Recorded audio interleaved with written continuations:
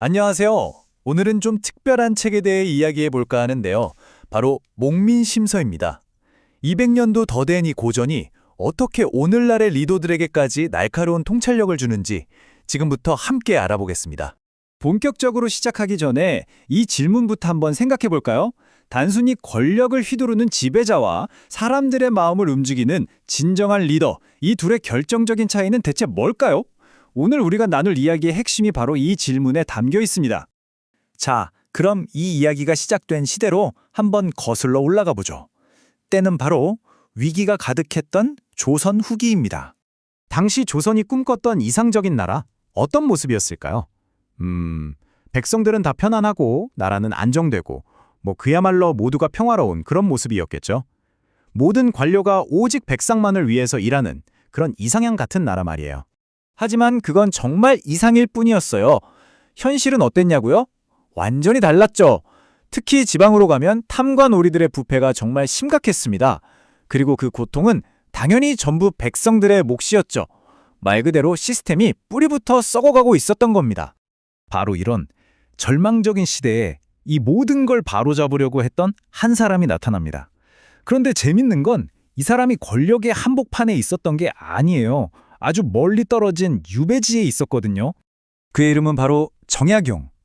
조선 역사를 통틀어 가장 위대한 사상가 중 한 명으로 꼽히는 분이죠. 우와, 이 분의 인생을 보면 정말 한 편의 드라마 같아요.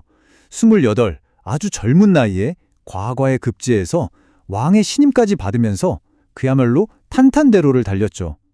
그런데 1801년에 천주교 박해 사건에 엮이면서 진짜 한순간에 모든 걸 잃고 저 멀리 강진으로 유배를 가게 됩니다.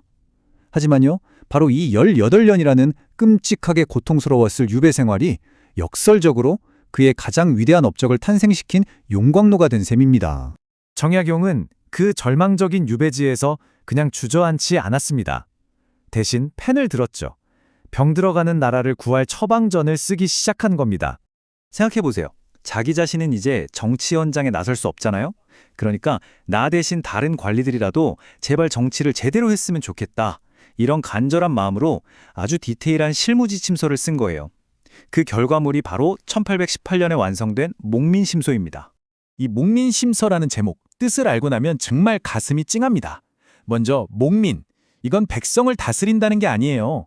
목자가 양떼를 돌보듯이 백성을 보살핀다는 의미입니다.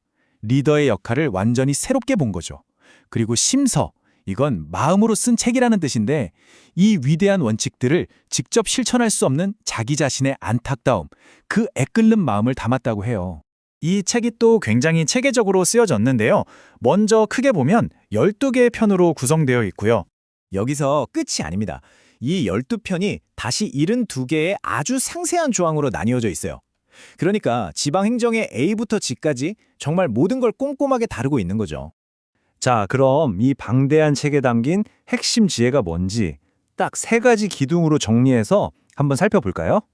첫 번째 기둥은 두말할 필요도 없이 청렴입니다.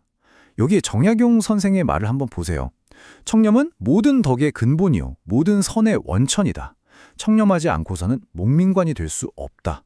와, 정말 단호하죠. 그러니까 청렴은 하면 좋은 것이 아니라 리더가 되기 위한 최소한의 자격 조건이라는 거예요. 어떤 타협도 있을 수 없는 가장 근본적인 덕목인 거죠. 그리고 두 번째 기둥은 애민, 말 그대로 백성을 사랑하는 마음입니다. 근데 이게 그냥 백성을 아껴야지 하는 감상적인 태도가 아니에요. 이게 정말 중요한데 백성을 통치의 수단으로 보는 게 아니라 통치의 목적 그 자체로 봐야 한다는 그야말로 혁신적인 생각이었던 겁니다. 이걸 보면 더 확실해지는데요. 정약용이 말하는 사랑은 그냥 마음속에만 있는 추상적인 게 아니었어요. 보세요. 노인, 약자, 가난한 사람을 먼저 보호해라. 억울한 사람들의 목소리를 들어줘라. 세금 너무 많이 걷지 마라. 재난 나면 바로 달려가서 구해줘라. 전부 다 아주 구체적이고 실천적인 정책들이죠. 결국 사랑은 행동으로 보여줘야 한다는 겁니다.